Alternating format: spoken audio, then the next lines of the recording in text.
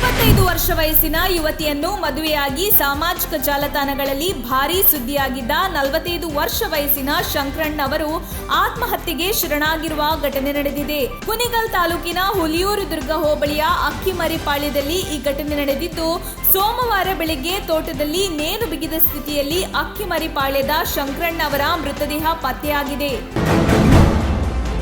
ಪಶ್ಚಿಮ ಬಂಗಾಳದ ಮುಖ್ಯಮಂತ್ರಿ ಮಮತಾ ಬ್ಯಾನರ್ಜಿ ಅವರು ಬಿಜೆಪಿಯೇತರ ನಾಯಕರು ಮತ್ತು ಇತರ ವಿರೋಧ ಪಕ್ಷದ ನಾಯಕರಿಗೆ ಪತ್ರ ಬರೆದು ಬಿಜೆಪಿ ವಿರುದ್ಧ ಒಗ್ಗಟ್ಟಿನಿಂದ ಹೋರಾಡುವಂತೆ ಒತ್ತಾಯಿಸಿದ್ದಾರೆ.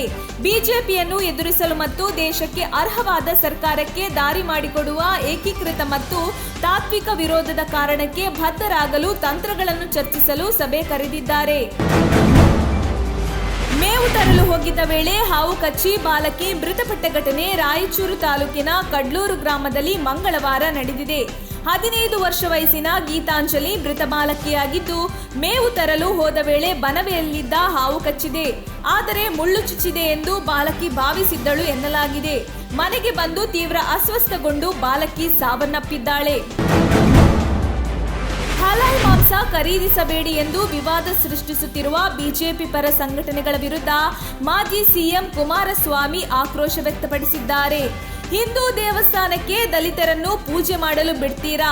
ದೇವಸ್ಥಾನ ಕಟ್ಟುವವರು ದಲಿತರು, ಒಬಿಸಿಗಳು. ದೇವಸ್ಥಾನದೊಳಗೆ ಕುಳಿತು ಆಸ್ತಿ ಹೊಡೆಯುವವರು ನೀವು, ಮಜಾ ಮಾಡುವವರು ನೀವು ಎಂದು ಆಕ್ರೋಶ ವ್ಯಕ್ತಪಡಿಸಿದ ಅವರು ಶಾಂತಿ ಕಾಪಾಡುವಂತೆ ಹಿಂದೂ ಯುವಕರಿಗೆ ಮನವಿ ಮಾಡಿದ್ದಾರೆ.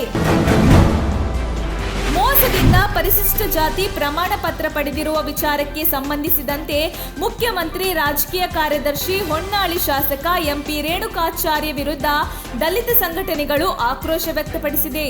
ಹಿಂದೂ ಲಿಂಗಾಯತ ಜಾತಿಗೆ ಸೇರಿದ್ದರೂ ಬೇಡ ಜಂಗಮ ಪರಿಶಿಷ್ಟ ಜಾತಿ ಪ್ರಮಾಣ ಪತ್ರವನ್ನು ಪುತ್ರಿ ಹಾಗೂ ಅಣ್ಣನ ಕುಟುಂಬದವರು ಪಡೆದಿರುವುದರಿಂದ ಇದರ ವಿರುದ್ಧ ಪರಿಶಿಷ್ಟ ಜಾತಿ ಮತ್ತು ದೌರ್ಜನ್ಯ ತಡೆ ಕಾಯ್ದೆ 1989 ಅಡಿ ಪ್ರಕರಣ ದಾಖಲಿಸಿಕೊಂಡು ರೇಣುಕಾಚಾರ್ಯ ಅವರನ್ನು ಬಂಧಿಸಬೇಕು ಎಂದು ಕರ್ನಾಟಕ ದಲಿತ ಸಂಘರ್ಷ ಸಮಿತಿ ರಾಜ್ಯ ಸಂಚಾಲಕ ಎಂ ಗುರುಮೂರ್ತಿ ಒತ್ತಾಯಿಸಿದರು. ಟಿಪ್ಪು ಮೈಸೂರಿನ ಹುಲಿ ಅಲ್ಲ, ಇಲಿ. ಈತ ಸಾವಿರಾರು ಕೊಡವರನ್ನು ಕೊಂದಿರುವ ಬಗ್ಗೆ ಬ್ರಿಟನ್ ಲೈಬ್ರರಿಯಿಂದ ಪುಸ್ತಕ ದಾಖಲೆಗಳನ್ನು, ಶಾಲಾ ಪಠ್ಯ ಸಮಿತಿಗೆ ದಾಖಲೆಗಳನ್ನು ಸರ್ಕಾರಕ್ಕೆ ನೀಡಿದ್ದೇವೆ. ಟಿಪ್ಪು ಔತಣಕ್ಕೆಂದು ಕೊಡವರನ್ನು ಕೊಂದು ಸಾವಿರಾರು ಮಂದಿಯನ್ನು ಸಾಯಿಸಿದ್ದನು ಎಂದು ಮಡಿಕೇರಿಯಲ್ಲಿ ಅಪ್ಪಚ್ಚು ರಂಜನ್ ಆರೋಪಿಸಿದರು. ಬಿಜೆಪಿ ನಾಯಕರು ದಿ ಕಾಶ್ಮೀರ್ ಫೈಲ್ ಸಿನಿಮಾಗೆ ಉಚಿತ ಟಿಕೆಟ್ ವಿತರಿಸಿದಂತೆಯೇ ಪೆಟ್ರೋಲ್ ಡೀಸೆಲ್ ಖರೀದಿಸುವವರಿಗೂ ಉಚಿತ ಇಂಧನ ವಿತರಿಸಲು ಕೂಪನ್ ನೀಡಲಿ ಎಂದು ರಾಜಸ್ಥಾನದ ಸಚಿವ ಪ್ರತಾಪ್ ಕಚ್ಚರಿಯಾವಸ್ ಆಗ್ರಹಿಸಿದ್ದಾರೆ. ಪಂಚರಾಜ್ಯ ಚುನಾವಣೆಯ ಬಳಿಕ ಬಿಜೆಪಿಯು ಪೆಟ್ರೋಲ್ ಹಾಗೂ ಡೀಸೆಲ್ ಬೆಲೆಯನ್ನು ಹೆಚ್ಚಿಸುತ್ತಿದೆ. ಇವರೆಲ್ಲ ರಾಮ ಭಕ್ತರಲ್ಲ, ಬದಲಾಗಿ ರಾವಣ ಭಕ್ತರು ಎಂದು ಇದೇ ವೇಳೆ ಅವರು ಸರ್ಕಾರದ ವಿರುದ್ಧ ಹರಿಹಾಯ್ದಿದ್ದಾರೆ. ಪುನೀತ್ ರಾಜ್ಕುಮಾರ್ ಸಮಾಧಿ ಸ್ಥಳವಾದಂತಹ ಕಂಠೀರವ ಸ್ಟುಡಿಯೋಗೆ ಇಂದು ಬಾಲಿವುಡ್ ನಿರ್ದೇಶಕ ರಾಮ್ ಗೋಪಾಲ್ ವರ್ಮಾ ಭೇಟಿ ನೀಡಿ ದರ್ಶನ ಪಡೆದರು.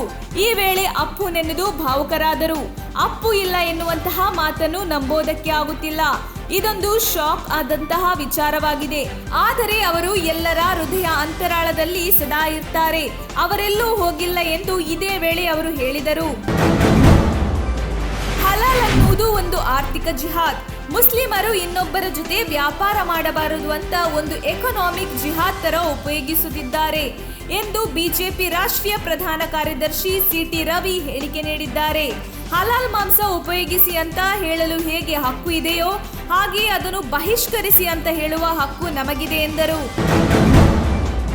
ಪೆಟ್ರೋಲ್, ಡೀಸೆಲ್, ಗ್ಯಾಸ್ ಸೇರಿದಂತೆ ಬೆಲೆ ಏರಿಕೆ ವಿರುದ್ಧ ಮಾರ್ಚ್ 31ರಂದು ಬೆಂಗಳೂರಿನಲ್ಲಿ ಕಾಂಗ್ರೆಸ್ ಬೃಹತ್ ಪ್ರತಿಭಟನೆ ನಡೆಸಲಿದೆ ಎಂದು ಕೆಪಿಸಿಸಿ ಅಧ್ಯಕ್ಷ ಡಿಕೆ ಶಿವಕುಮಾರ್ ಹೇಳಿದ್ದಾರೆ.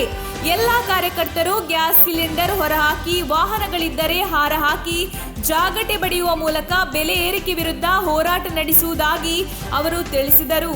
ಇನ್ನು ಏಪ್ರಿಲ್ 7ರಂದು ಜಿಲ್ಲಾ ಮಟ್ಟದಲ್ಲಿ ಬೃಹತ್ ಪ್ರತಿಭಟನೆ ನಡೆಯಲಿದೆ ಎಂದು ಅವರು ಇದೇ ವೇಳೆ ಹೇಳಿದರು.